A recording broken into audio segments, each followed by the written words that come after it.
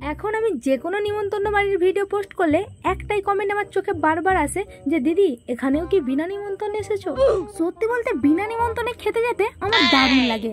আজকেও তেমন চলে গেছিলাম বৃষ্টিকে উপেক্ষা না করে, রেনকোট পরে একটা বিশাল বিয়ে বাড়ি সাজুগুজু করে বসেছিলাম। মিনিট পাঁচেকের মধ্যে বেরোবো, হঠাৎ কোথা থেকে কালবৈশাখীর ঝড় চলে আসে আর তখনই আমার মনটা ভেঙে টুকরো টুকরো হয়ে গেছিল। যাই হোক, বৃষ্টি থামা মাত্রই আমরা বেরিয়ে পড়লাম রেনকোট পরে। বিয়ে বাড়ি ঢোকার আগে সব ঠিকঠাক করে সুন্দর করে এখন এন্ট্রিটা নিয়ে নিলাম। এখন বুঝতে পারছিলাম না কোন দিকে যাব, কারণ বৃষ্টি এসে সবকিছু লন্ডভন্ড করে দিয়ে গেছে।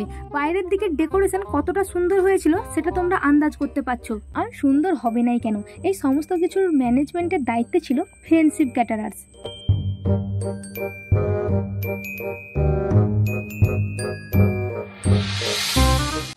প্রথমে আমি চলে গেলাম স্টার্টারের স্টলগুলোর দিকে। আর এখানে কয়েকটা মাত্র স্টার্টারের স্টল ছিল। ফুচকা, পাপড়ি চাট এগুলো সব নিচে ছিল, যেগুলো আমি খুঁজেই পাচ্ছিলাম না, কারণ বৃষ্টির জন্য সবকিছুকে ওপরে নিয়ে আসতে হয়েছিল আর তার জন্যই এত সমস্যা। আগে যেখানে স্টার্টারের স্টলগুলো ছিল সেখানে অ্যাম্বিয়েন্সটা জাস্ট ওয়াও ছিল, কারণ ওখানে ছিল প্রোগ্রামের ব্যবস্থা এবং তার পাশাপাশি সমস্ত স্টার্টারের স্টলগুলো ছিল পরপর সাজানো গোছানো এবং সঙ্গে সঙ্গে গরম গরম খাবার তৈরি করে সার্ভ করা হতো। বৃষ্টির কারণে সবকিছু লজে নিয়ে যেতে বাধ্য হয় এবং এখানে শুধুমাত্র প্রোগ্রাম চলছিল, কিছু মানুষই বসে দেখছিল। আর তা না হলে এখানেই যদি স্টার্টারের স্টলগুলো থাকতো তাহলে বহু মানুষের এখানেই ভিড়টা হতো এবং প্রত্যেকটা খাবার তারা গান শুনে উপভোগ করতে করতে খেতে পারতো।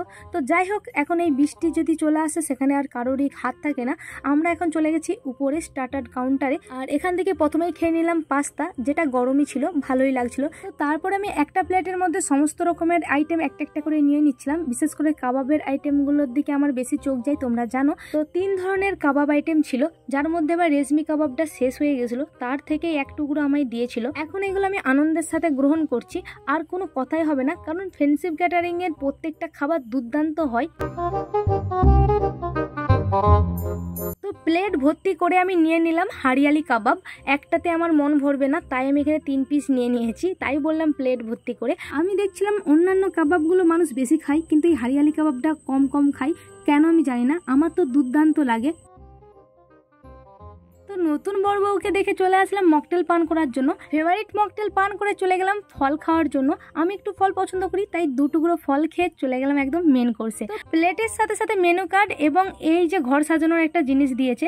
তো যাই হোক, এইটা খুবই ভালো লেগেছে। আর আমি প্রথমে ভেবেছিলাম যে আমি বুফে থেকে নিয়ে নিয়ে খাবো, যেটা আমি কোনো দিনই করি না, কারণ আমার খুব একটা ভালো লাগে না দাঁড়িয়ে দাঁড়িয়ে খেতে। তাই আর ওদিকে না গিয়ে আমি চলে আসলাম সিটে বসে খাওয়ার জন্য। আর প্রথমেই এখানে দিয়ে দিচ্ছে ফিশ ফিঙ্গার। আমার যেন মনে হচ্ছিল আর একটু ভাজা হলে ভালো হতো, কারণ মাছটা শুধুমাত্র সিদ্ধ হয়েছিল, তবে খেতে খুব একটা খারাপ লাগেনি। তারপর রুমালি রুটি স্কিপ করে নিয়ে নিলাম কড়াই চিকেন।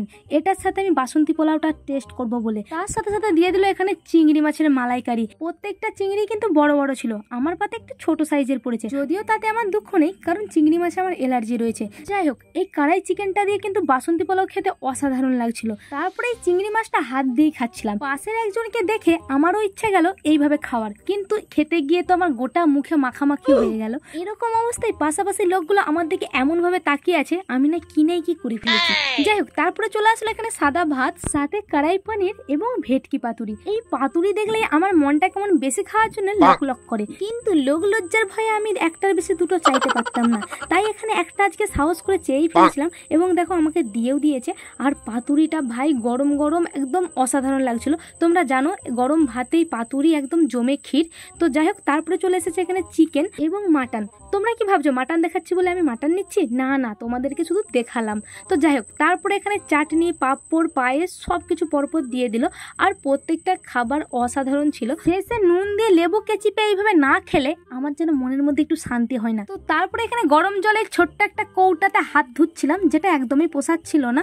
আমি তাই চলে গেলাম বেসিনে হাত ধোয়ার জন্য। এখানে কলটা না চালাতে পারছিলাম না বন্ধ করতে পারছিলাম। তারপর পাশ থেকে একজন বলল ছেড়ে দিয়ে চলে আসুন, কিচ্ছু হবে না, জলটা অটোমেটিক বন্ধ হয়ে যাবে। শুনে দীর্ঘশ্বাস ফেলে চলে আসলাম আইসক্রিম খাওয়ার জন্য। আইসক্রিম খেয়ে একগুচ্ছ পান নিয়ে আমি এখন যাই বাড়ি। তোমরা লাইক, কমেন্ট, শেয়ার করে দাও তাড়াতাড়ি।